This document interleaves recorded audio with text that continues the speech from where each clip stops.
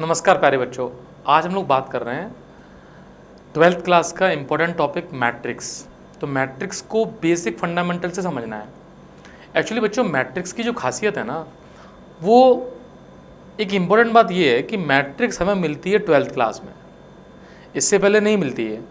तो मैट्रिक्स जब 12th class में मिलती है तो मैट्रिक्स के बारे में वो सारी इन्फॉर्मेशन जिससे मैट्रिक्स के कॉन्सेप्ट को बिल्डअप किया जा सकता है वो हमें यहाँ देखनी होगी। उसके बाद हम इस मैट्रिक्स को ढंग से समझ पाएंगे। तो जितने भी बेसिक फंडामेंटल हैं किसी भी न्यू कॉन्सेप्ट को समझने के लिए, वो सारे यहाँ पर हम देखेंगे। तो सबसे पहले बात आती है कि मैट्रिक्स के अंदर हमारे पास जो 12th में सिलेबस है वो क्या है। तो हम क्या क्या देखेंगे, मैट्रिक्स एंड ऑपरेशंस। उसमें जो कॉन्सेप्ट कवर्ड है वो basic concept of matrix, types of matrix and operation of matrix. अब बात आती है कि मैट्रिक्स है क्या और मैट्रिक्स का यूज़ क्या है, what is the basic use of the matrix. तो मैं आपसे कहूँ कि मैट्रिक्स का जो बेसिक यूज़ है ना, कलेक्शन ऑफ द इंफॉर्मेशन है। डाटा को किसी स्ट्रक्चर्ड मैनर में कैसे अरेंज किया जा सकता है। जैसे फॉर एन एग्जाम्पल, यहाँ पे एक एग्जाम्पल गिवन है कि 4 स्टूडेंट्स हैं, दीपक, रंजन, विजय एंड सुभाष। क्लास 12th में इनके डिफरेंट सब्जेक्ट के मार्क्स को देखा जाए according to the matrix representation.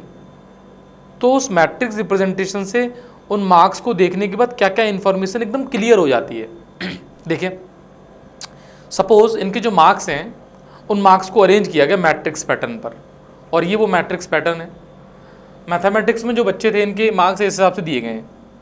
दीपक के जो हैं वो मार्क्स 70 मैथ्स में हैं, ठीक है, तो वो यहाँ लिख दिए हैं। मीन्स मैथमेटिक्स में चारों बच्चों के मार्क्स ये हैं, इंग्लिश में ये दिए गए हैं और फिजिक्स में ये दिए गए हैं। इस इंफॉर्मेशन को यदि मैं मैट्रिक्स में सेट कर दूं तो उससे क्या फ़ायदा होगा।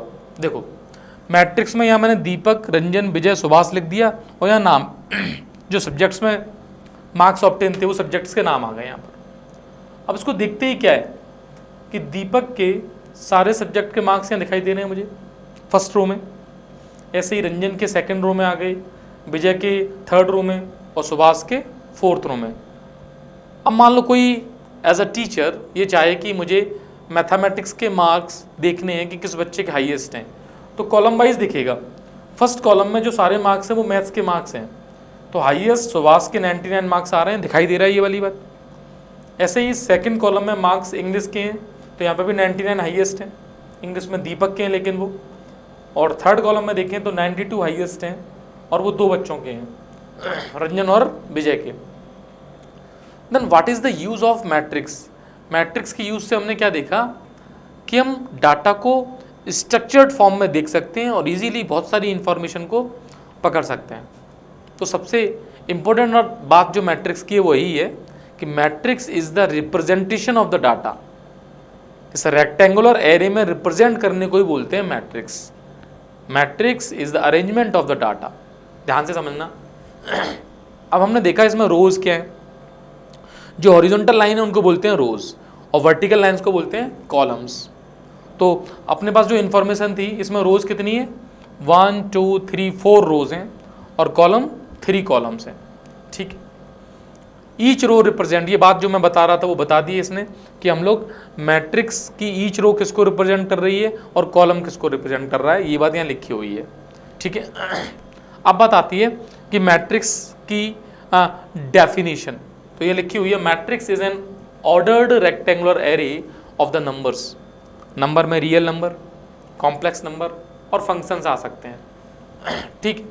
और इन्हीं नंबर्स को बोलते हैं एलिमेंट और एंट्रीज ऑफ द मैट्रिक्स, ठीक बात है। Matrix are denoted by the upper case letters. Means generally matrix को कैपिटल लेटर से यूज करते हैं, कैपिटल A B C।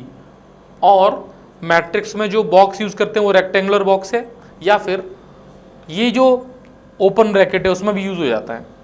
ये भी कर सकते हैं, कुछ पेपर देखोगे आप उसमें 2x2 में ज़्यादातर इसी को यूज कर देते हैं।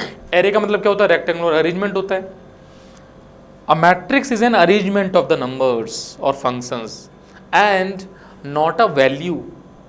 ये एक इंपॉर्टेंट बात है, मैट्रिक्स अरेंजमेंट है, वैल्यू नहीं है। ये फंक्शन का, नंबर्स का, अल्फ़ाबेट्स का एक अरेंजमेंट मिलेगा आपको, that is called the matrix.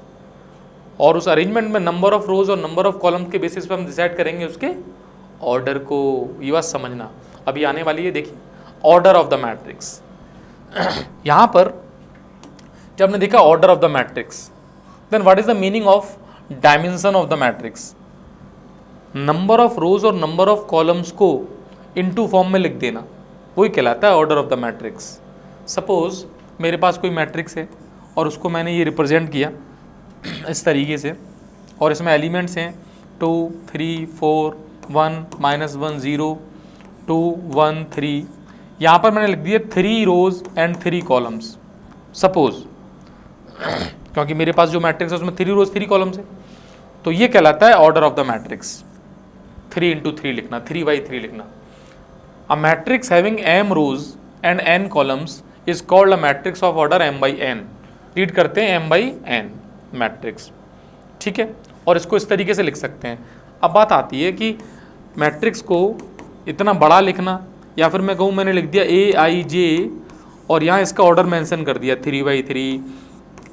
इसका इटसेल्फ मीनिंग है कि 3/3 की पूरी मैट्रिक्स आ चुकी है, और Aij रिप्रेजेंट कर रहा है each and every entry, each and every data जो भी इसके अंदर जा रहा है। इसको समझने के लिए देखते हैं हम लोग कि किस तरीके से हम लोग Aij से मैट्रिक्स के सारे एलिमेंट्स को रिप्रेजेंट करेंगे। समझिए, हेडिंग पढ़ी हुई notation of A matrix. What is the meaning of Aij? Because Aij represents the elements और एंट्रीज ऑफ द मैट्रिक्स। देखो ध्यान से, Aij ये एलिमेंट्स का रिप्रेजेंटेशन है। यहाँ पर ith आ जाएगा रो और jth बनेगा कॉलम। मीन्स आपके पास मैट्रिक्स को रिप्रेजेंट करना है। सपोज मेरे पास एक मैट्रिक्स है, मैंने उसको कैपिटल A से लिख दिया और मैंने इसको लिखा A11, तो फर्स्ट रो फर्स्ट कॉलम हो गया। A12 first row second column, A13 first row third column, तो ये कॉलम क्रिएट होंगे यहाँ पर। ऐसे ही यहाँ पर A21 second row first column, और ये आगे चलता सकता है। जैसे फर्स्ट रो और कॉलम तो मैं सपोज n लेने हैं, nth कॉलम। अब मैं रोज को इंक्रीज करूँ, जैसे A11 ये मैंने लिख दिया, A21, अब A31, ये थर्ड रो बन जाएगी। और सपोज यहाँ पे भी चल रहा हूँ, mth रो लिखनी है, तो AM1 mth रो और फर्स्ट कॉलम। ऐसे यहाँ आएगा mth रो सेकंड कॉलम, और लास्ट में लिख सकते हो mth रो nth कॉलम। ये बात ध्यान से समझना। इस बात का रिप्रेजेंटेशन मैंने यहाँ कर दिया है। ये वही जो मैं उधर बता रहा था, A11 A12 और यहाँ डॉट डॉट डॉट, तो इसके ऑर्डर को मैं लिखूंगा m/n। This is representation of m/n matrix, और इसको मैंने कैपिटल A से डिनोट कर रखा है। तो एक्चुअली आप ध्यान से देखें, इसमें यदि मैं इसमें से 3/3 की मैट्रिक्स आपको दिखाना चाहूँ, तो देखो 3/3 की मैट्रिक्स इतनी सी बनी हुई है, यहाँ से ये वाला 3/3 की है ना। और ये देखो, ये ध्यान से इनको देखना भाई, इनमें सारा जो Aij है उसमें I और J इक्वल है। जितने भी ये Aij हैं उसमें I = J। इसके ऊपर के ये 3 देखोगे, इसमें I J है, और नीचे के 3 देखने ना, इसमें I J है। बस एक इन्फॉर्मेशन है जो तुम्हें यूज़फुल काम करेगी जब अभी मैट्रिक्स को सीखेंगे। अच्छा, 3/3 के लिए और जनरल हम फ्रेम में देख रहे हैं m/n में, तो m/n में ये पूरी देख ही रहे हैं हम लोग, जितनी भी ये लिखी हुई है ना। m/n के अंदर हम लोगों ने ये सारी देख ली, उसमें भी यही सारा सीन है, मैट्रिक्स ये रिप्रेजेंट हो गई। तो representation of a matrix in the rectangular arrangement, ये आप इस तरीके से भी रिप्रेजेंट कर सकते हो इस पूरी मैट्रिक्स को m/n। तो इसने ये सारे एलिमेंट्स को ले लिया अब Aij ने, तो ये नोटेशन ऑफ मैट्रिक्स में काम कर जाएगा। बात समझ गए यहाँ तक? ठीक है। अब देखिए नेक्स्ट, नंबर ऑफ एलिमेंट्स। देखो मैट्रिक्स जिस ऑर्डर की है उस ऑर्डर के बेसिस पर हम नंबर ऑफ एलिमेंट्स तो बता ही सकते हैं। जैसे मैंने अभी एक मैट्रिक्स ली जिसमें सपोज 1 2 3 4 5 6, मैं कहूँ इसका ऑर्डर क्या है, तो रोज़ कितनी है 2 रोज़, और कॉलम कितने हैं, ये कॉलम्स हैं, 1 कॉलम 2 कॉलम 3, तो 2/3। तो इसको इंटू कर दूँ मैं तो नंबर ऑफ एलिमेंट्स निकल के आ जाएंगे। तो एलिमेंट्स कितने हैं? 6 हैं। मीन्स ऑर्डर जब पता हो तो नंबर ऑफ एलिमेंट्स बता सकते हैं, लेकिन कोई क्या कि नंबर ऑफ एलिमेंट्स पता है तो ऑर्डर बताओ, तो वो एक अलग कॉन्सेप्ट है, उसमें ऑर्डर तो बहुत सारे निकलेंगे, तो उस पर भी हम लोग बात कर लेंगे। फिलहाल यदि मुझे ऑर्डर पता है तो नंबर ऑफ एलिमेंट्स निकालना बहुत ईजी है। अब यहाँ से स्टार्ट हो रहा है टाइप्स ऑफ मैट्रिक्स। उस कॉन्सेप्ट पे क्वेश्चन और ले लेंगे, पहले टाइप्स ऑफ मैट्रिक्स को देखते हैं। ऑर्डर के बेसिस पर मैट्रिक्स को कैटेगराइज कर रहे हैं। जैसे पहली मैट्रिक्स है कॉलम मैट्रिक्स। तो कॉलम मैट्रिक्स किसको बोलोगे? ऐसी मैट्रिक्स जिसमें सिर्फ एक कॉलम है।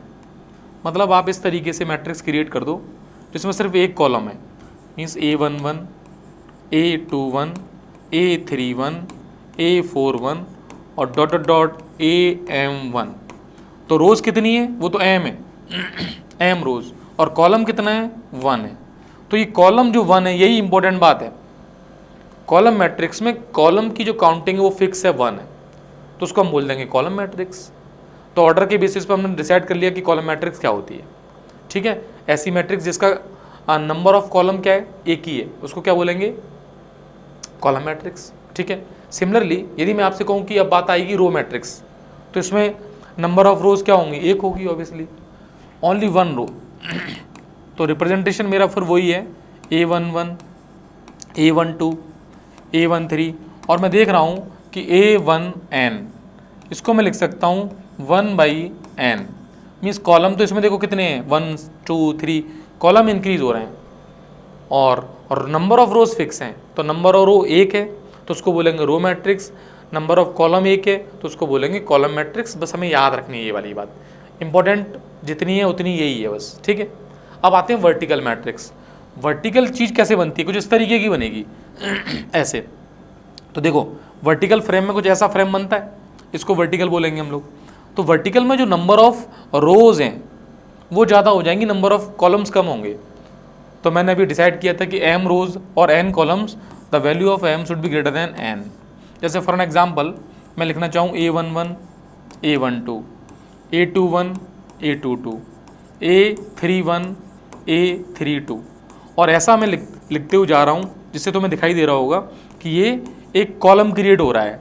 That's why it is called a column matrix. Means column matrix में number of vertical matrix, column matrix में तो एक कॉलम था, वर्टिकल मैट्रिक्स के कॉन्सेप्ट को समझने के लिए उसमें नंबर ऑफ रोज ज़्यादा होनी है नंबर ऑफ कॉलम से, तो उसको क्या बोलेंगे हम? Vertical matrix. तो 3 मैट्रिक्स हो गई, रो मैट्रिक्स, वर्टिकल मैट्रिक्स, और ये क्या आ गई अपने पास? Vertical matrix. उधर क्या थी? Column matrix. ठीक, अब वर्टिकल के बाद एक आएगी हॉरिजॉन्टल मैट्रिक्स। ऑब्वियसली उसमें नंबर ऑफ रोज कम होगी, नंबर ऑफ कॉलम ज़्यादा होंगे। वो देखो मैट्रिक्स ये लिखी हुई है horizontal matrix. Means horizontal frame बनेगा इस तरीके से, तो नंबर ऑफ रोज कम होंगी, जैसे 1 रो, 2 रो, 3 रो, कॉलम बहुत ज़्यादा बनेंगे। जैसे मैंने ये लिखा 1, A12, A13, A14, A15, तो देखो कॉलम 5 बना दिए मैंने। अब A21, A22, A23, A24, A25, मैं इसको क्या लिखूंगा इस ऑर्डर को? 2/5। तो इस मैट्रिक्स को क्या बोलूँगा? Horizontal matrix. तो हॉरिजॉन्टल मैट्रिक्स के केस में नंबर ऑफ रोज कम होंगी नंबर ऑफ कॉलम से, बस नाम याद रखने। अभी बीच में एक क्या आई थी? जीरो मैट्रिक्स, उसको 4th नंबर पे डालना है, वो स्लाइड इधर उधर हो गई देखना, ये लिखी हुई है 5th नंबर जो भी है नंबर में, तो ध्यान क्या देना है? Zero matrix. अभी 4 हो गई, पहली कौन सी? रो मैट्रिक्स, फिर कॉलम, फिर वर्टिकल, फिर हॉरिजॉन्टल। जीरो मैट्रिक्स और नल मैट्रिक्स एक ऐसी मैट्रिक्स है जिसमें सारी एंट्री जीरो होंगी। सपोज ऑर्डर कुछ भी है, बस ये एंट्री सारी जीरो होनी चाहिए इसकी। जैसे इसको मैं बोलूँगा 2/3 की जीरो मैट्रिक्स है। सपोज मैंने एक दूसरी मैट्रिक्स ली और मैंने उसको इस तरीके से लिखा है, सारी एंट्रीज लेकिन जीरो हैं, तो उसको क्या बोलूँगा? 3/3 की जीरो मैट्रिक्स। जीरो मैट्रिक्स को रिप्रेजेंटेशन ओ से कर सकते हैं या किसी नंबर से कर सकते हैं, और जैसे मैंने बताया कि कैपिटल लेटर्स यूज़ कर रहे हैं, अपर केस यूज़ करते हैं, तो ओ से रिप्रेजेंटेशन इसका हो जाता है। तो ये जीरो मैट्रिक्स हो गई, हमने हॉरिजॉन्टल मैट्रिक्स देख ही ली। अब यहाँ से बात कर रहे हैं हम लोग स्क्वायर मैट्रिक्स की। ये एक इंपॉर्टेंट टॉपिक है, इसको ध्यान से समझना है। स्क्वायर मैट्रिक्स में number of rose number of columns के इक्वल हो जाएंगे। फॉर एग्जांपल मैं 3x3 की स्क्वायर मैट्रिक्स लेता हूँ, जो मैं अभी बता भी रहा था आपको, और उसके एलिमेंट्स को हम लोग ध्यान से ऑब्जर्व करेंगे। स्क्वायर मैट्रिक्स के एलिमेंट्स की जो स्पेशलिटी है उसमें क्या है कि इसमें कुछ एलिमेंट्स ऐसे हैं जिसमें आई की और जे की वैल्यू को बड़े ध्यान से ऑब्जर्व करना है। अब कहाँ लिखी जा रही है आई और जे की वैल्यू, वो दिखाई दे रही होगी। देखो इन तीनों को ध्यान से देखो, इसमें आई और जे इक्वल है, आई इक्वल टू जे है। यहाँ पर आई की वैल्यू जे से छोटी है क्योंकि 1 2 1 3 2 3 ईच एंड एवरी केस, और यहाँ आई की वैल्यू जे से बड़ी है 2 1 3 1 3 2। तो किसको बोलोगे स्क्वायर मैट्रिक्स जिसमें number of rose number of columns के इक्वल है? 3x3 2x2 4x4 वो सारी स्टडी करने को मिल जाएंगे हम लोगों को। अच्छा, एक बात और समझ में आती है कि इसके ऑर्डर को जैसे 3x3 है तो ऑर्डर 3 बोल दो, n/n है तो ऑर्डर n बोल दो, ठीक है। ओके, ये जो एलिमेंट्स हैं इनका नेचर ध्यान से देखो, इनमें आई और जे इक्वल है, means aij for all aij I equal to जे।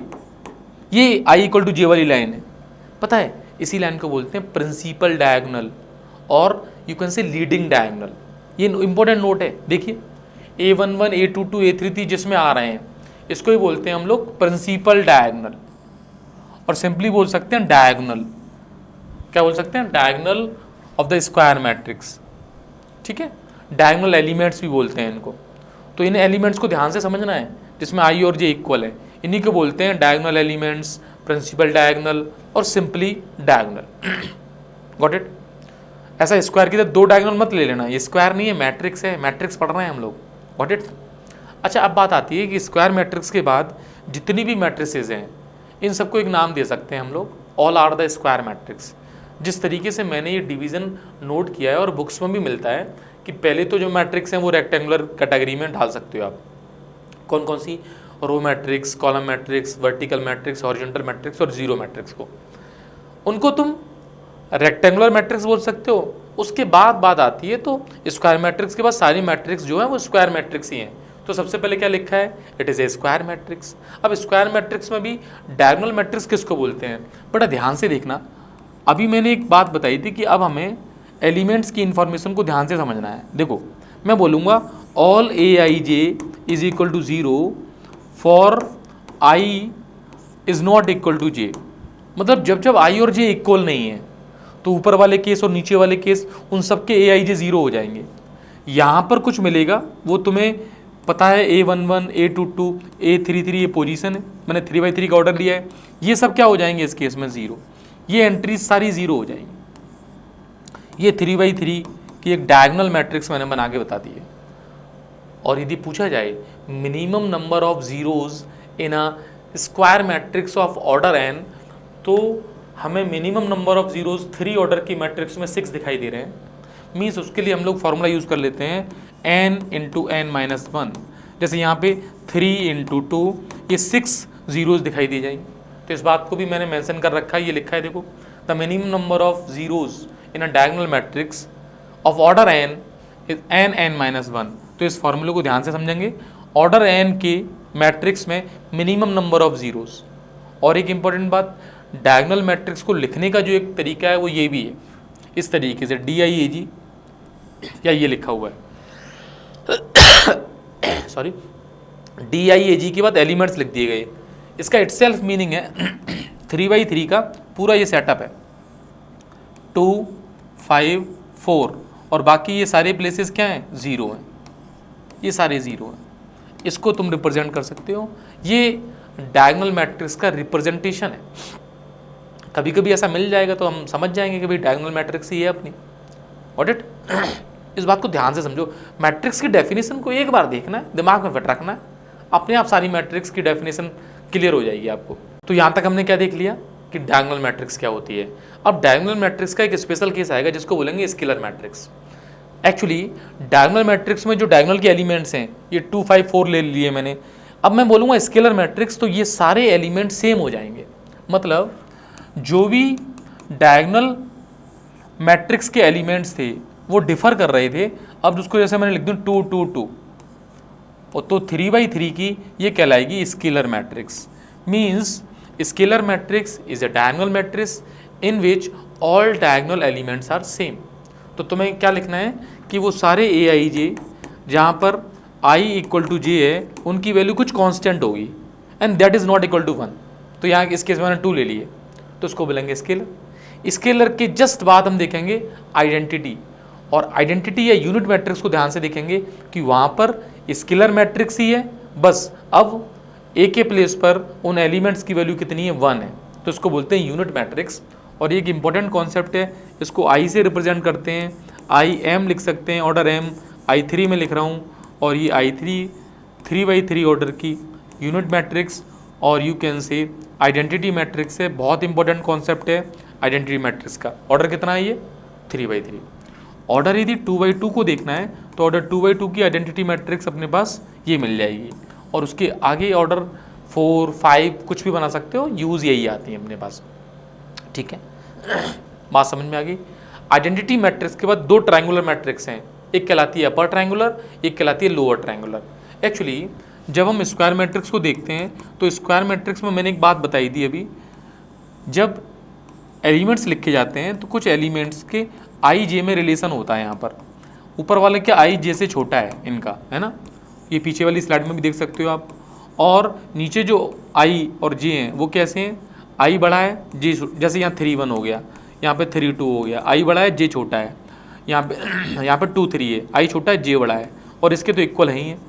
तो जो अपर ट्रायंगुलर है उसमें ये जो आई जब बड़ा है, इसलिए बोल रहे हैं अपर ट्रायंगुलर, आई जब बड़ा है जैसे ये सारे एलिमेंट 0 हो जाएंगे, मतलब यहाँ 0 रखना है बस, तब बोल देंगे अपर ट्रायंगुलर। नाम है बस एक, मीन्स यदि मुझे इसको अपर ट्रायंगुलर बनानी होगी तो मैं क्या करूँगा कि इन सारे एलिमेंट्स को छोड़ के ये 0, यहाँ पे ये 2 2 होगा, ये वाला 0, ये 3 0 रखने हैं, बाकी ये जो भी हैं ये एज इट इज़ रहेंगे।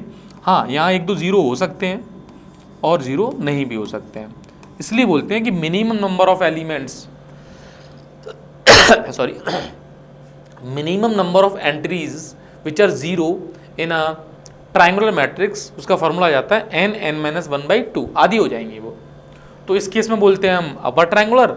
तो अपर ट्रायंगुलर में नीचे जो ट्रायंगल बनना है इसमें तीनों एलिमेंट 0 हो गए, याद करने के लिए बता रहा हूँ बस मैं ये, तो इसको बोल देते हैं अपर ट्रायंगुलर।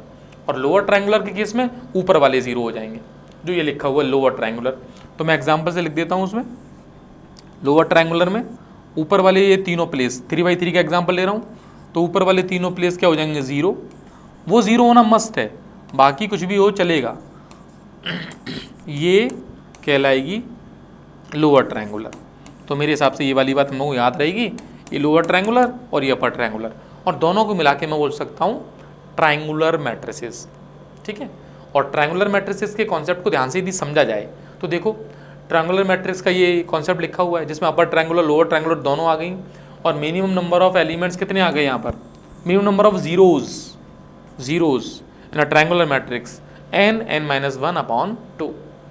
ठीक है, तो अपर ट्रायंगुलर और लोअर ट्रायंगुलर को मिला के क्या बोला, ट्रायंगुलर मैट्रिक्स। यहाँ तक हमने देख लिया कि मैट्रिक्स के टाइप्स क्या क्या हैं। बच्चों एक बात बताएं आपको, मैट्रिक्स के टाइप्स में सबसे इंपॉर्टेंट बात देखना, जो स्क्वायर मैट्रिक्स है उसको ध्यान से समझना, बाकी सारी चीज़ें ठीक हैं। स्क्वायर मैट्रिक्स के जो एलिमेंट्स हैं उनको ध्यान से देखना है, स्केलर मैट्रिक्स के कॉन्सेप्ट को पता होना चाहिए, डायगोनल मैट्रिक्स आपको पता होनी चाहिए, स्क्वायर मैट्रिक्स में जो प्रिंसिपल डायगोनल है, लीडिंग डायगोनल है, उसकी इन्फॉर्मेशन, उसके सारे एलिमेंट्स कैसे होते हैं, A11 A22 ये पोजीशन है ना, उस पोजीशन को देख के बता सकते हैं कि ये डायगोनल एलिमेंट्स हैं ये, और इनके एडिशन का एक नाम है, मतलब स्क्वायर मैट्रिक्स में डायगोनल के सारे एलिमेंट्स को ऐड कर दें तो ये कहलाता है ट्रेस ऑफ अ मैट्रिक्स। तो यहाँ तक जो बेसिक फंडामेंटल है वो हमने देख लिया है ट्रायंगुलर मैट्रिक्स तक, तो सारे कवर हो गए। अब ऑपरेशंस ऑफ मैट्रिक्स की बात आती है। बच्चों मैट्रिक्स नया टॉपिक है, तो मैट्रिक्स के अंदर वो सारे काम होंगे जो हम किसी नंबर के साथ करते हैं। तो मैट्रिक्स ऐड भी होगा, इक्वल भी होगा, सब्ट्रैक्ट भी होगा। तो हम देखते हैं इक्वलिटी ऑफ मैट्रिक्स, और इस पर कुछ क्वेश्चंस बन जाते हैं। अच्छा, कोई कहे कि 2 मैट्रिक्स इक्वल कब है, तो एक तो बात आती है कि दोनों के ऑर्डर सेम होने चाहिए, फर्स्ट कंडीशन, और करस्पॉन्डिंग एलिमेंट्स हो जाने चाहिए सेम। जैसे मान लो मैंने एक क्वेश्चन दिया कि x प्लस वाई 2 3 और x माइनस वाई। अब ये मैट्रिक्स है और इक्वल मैंने लिख दी कोई दूसरी मैट्रिक्स। सपोज मैंने ये तो 2 3 लिखना मेरी मजबूरी है, यहाँ मैंने 4 लिख दिया और यहाँ मैंने 2 लिख दिया, मान लिया तो ये कंफर्म बात है कि x प्लस वाई की वैल्यू 4 होगी, क्योंकि if two matrix are equal then their order is same, तो ऑर्डर 2/2 हो गए दोनों की। यस और नो?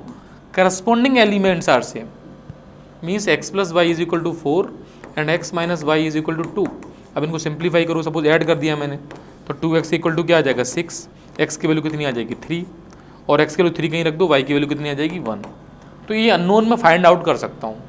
अल्टीमेटली मुझे एक बात समझ में आनी चाहिए कि if order is same and corresponding elements are equal then we can say both matrix are equal. इसी बात को यहाँ बता दिया गया कि करस्पॉन्डिंग एलिमेंट्स और ऑर्डर क्या होना चाहिए, सेम होना चाहिए। तो इक्वलिटी ऑफ मैट्रिक्स पे बहुत सारी क्वेश्चंस हैं जो बहुत ही ईजी है, उनका बेसिक फंडामेंटल ही है। अब यहाँ क्वाड्रेटिक बना के दे दे, कुछ भी लिख दे, भाई हमें करना क्या है, फिर वो हमें 10th क्लास में ले जाएगा कि क्या हमें क्वाड्रेटिक सॉल्व करना आती है ना। कभी कभी ऐसा हो रहा होगा 2 वैल्यूज निकल रही होंगी लेकिन एक वैल्यू पे इक्वल हो पा रहा होगा, तो इतना कॉमन सेंस तो तुम्हें लगाना ही है ना। वो सारी बातें फिट रखनी है दिमाग में, क्वेश्चंस भी देखेंगे इसके सॉरी, ठीक है। इक्वलिटी ऑफ मैट्रिक्स के बाद आगे चलेंगे तो अलजेब्रा में हम सीखेंगे कि भी मैट्रिक्स ऐड कैसे होती हैं, सबट्रैक्ट कैसे होती हैं, वो सारा काम हम लोगों को देखना है। Got it? इसके बाद एडिशन ऑफ मैट्रिक्स ही है। यहाँ तक काम हो गया था, मतलब हमने देख लेते इक्वलिटी ऑफ मैट्रिक्स देख ली थी, ठीक है। अब बात कर रहे हैं मैट्रिक्स एडिशन। तो मैट्रिक्स एक नया टॉपिक है, तो उसमें एडिशन, सब्ट्रैक्शन, मल्टीप्लिकेशन सब पढ़ना है। तो 2 मैट्रिक्स ऐड कब करते हैं? जब ऑर्डर सेम हो, करस्पॉन्डिंग एलिमेंट्स ऐड कर दो। ये बकवास जो लिखी हुई है उसको बस समझ लेना है, फंडामेंटल वही है।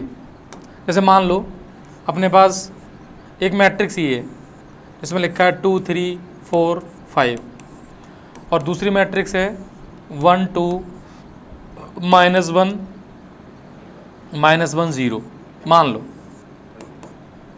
अभी ऐड करने हैं तो करस्पॉन्डिंग ऐड कर दो, 2 + 1 3, 3 + 5 3 5। ऑर्डर सेम होगा, उतने ऑर्डर की मैट्रिक्स बन जाएगी। अच्छा, तो एडिशन में जैसे बचपन से हम लोग नंबर्स पढ़ते थे, नंबर्स, रेशनल, होल नंबर पढ़े, तो उन सबके ऑपरेशंस थे, commutative law, associative law, closure property. तो मैट्रिक्स एडिशन में भी सब कुछ है, देखो लिस्ट बनी हुई है यहाँ पे। जैसे ये अब भाई commutative A + B B + A के बराबर यहाँ पे भी होगा। एसोसिएटिव मतलब तुम 3 मैट्रिक्स ले ली, अब पहले इन दोनों को ऐड कर रहे हो, फिर C को ऐड कर रहे हो और ऐसे कर रहे हो, तो रिजल्ट सेम ही होगा, उसमें कर क्या रहे हो। ऐसे ही एडिटिव आइडेंटिटी, तो जो रूल था वो वही है कि A में क्या ऐड करें कि A खुद आ जाए, तो क्या ऐड करोगे, 0 मैट्रिक्स, 0 नहीं नल मैट्रिक्स ऐड कर रहे हैं, ये O का सिंबल है ये। अब इन्वर्स एलिमेंट क्या होता है कि A में क्या ऐड करें कि सामने 0 आ जाए, तो -A ऐड कर दो, तो -A उसका इन्वर्स, एडिटिव इन्वर्स कहलाता है। तो थोड़े से ये टर्म्स जो हैं, ये पॉइंट समझना, एडिटिव इन्वर्स, ये एडिटिव आइडेंटिटी, ये है ना, वो लिखा हुआ, ये लिखा है। तो null matrix is called the additive identity और -A is called additive inverse. अच्छा, कैंसिलेशन लॉ क्या है, जैसे कि A + B = A + C है, तो लेफ्ट कैंसिलेशन और राइट कैंसिलेशन है, ये लेफ्ट कैंसिल होगा, ये ऑब्वियसली A + B और A + C एग्जिस्ट तो कर ही रहे होंगे, और राइट कैंसिलेशन ये है कि ये कैंसिल हो जाएंगे तो B = C आ जाएगा। कुल मिला के सिंपल से रूल है मैट्रिक्स एडिशन के, ठीक है। प्रूव करने के लिए तुम चाहो कोई एग्जाम्पल लेके इनको प्रूव भी किया जा सकता है। अब ये टर्म आ रहा है स्केलर मल्टीप्लिकेशन, ये एक इम्पॉर्टेंट पार्ट है समझने के लिए कि किसी भी मैट्रिक्स में यदि किसी स्केलर से मल्टीप्लाई कर दूं मैं, सपोज मैंने K से मल्टीप्लाई किया और मैट्रिक्स ये है A11 A12 A21 A22, तो होगा क्या, each and every elements multiply by K, मतलब K सबके पास चला जाएगा, यानी इसका रिजल्टेंट बनेगा k टाइम्स A11 जो भी ये एलिमेंट्स है, A12, A21 और A22 ये बनेगा मल्टीप्लिकेशन में। ऐसे यदि कॉमन लेना हो तो सबसे कॉमन लेंगे तभी कॉमन आएगा। जैसे कोई कहे कि ये मैट्रिक्स B है, मान लो इसका नाम है ना, मैट्रिक्स बराबर B है, तो मैं लिख सकता हूँ B बराबर KA है, तो K मैंने कॉमन ले लिया एक तरीके से, ठीक है। A मैंने इसको मान लिया है जो ये वाली मैट्रिक्स थी। अल्टीमेटली बात समझना है कि each and every element multiply by that number, ठीक है। नेक्स्ट देखो, इसकी प्रॉपर्टी आ गई अब स्केलर मल्टीप्लिकेशन की। देखना, अब ये कह रहे हैं कि भाई A and B are the two matrix of the same order, then K और L स्केलर ले लिए, उनके लिए ये कुछ रूल्स हैं।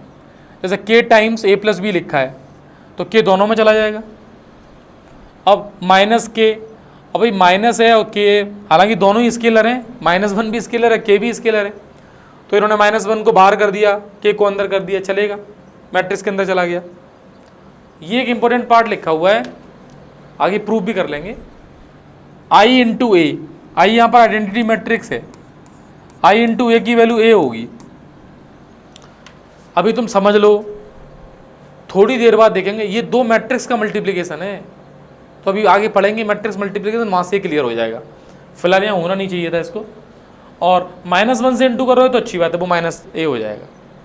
क्लियर है ये वाली बात? आइडेंटिटी मैट्रिक्स का मतलब होता है एक मैट्रिक्स, बेटा कितने ऑर्डर की मैट्रिक्स है। अब वो मान लो 1 0 0 0 1 0 0 0 1 लिखा हुआ है, ये मैट्रिक्स है आइडेंटिटी मैट्रिक्स। कोई नंबर थोड़ी ना, 1 थोड़ी ना, ये तो पूरा मैट्रिक्स सिस्टम है। हाँ, तो अभी मैट्रिक्स मल्टीप्लिकेशन पढ़ाया था ना, जो तुम जानते हो, ये लोग नहीं जानते, तो सब जानेंगे अभी थोड़ी देर में, तब समझ जाना, ठीक। हाँ।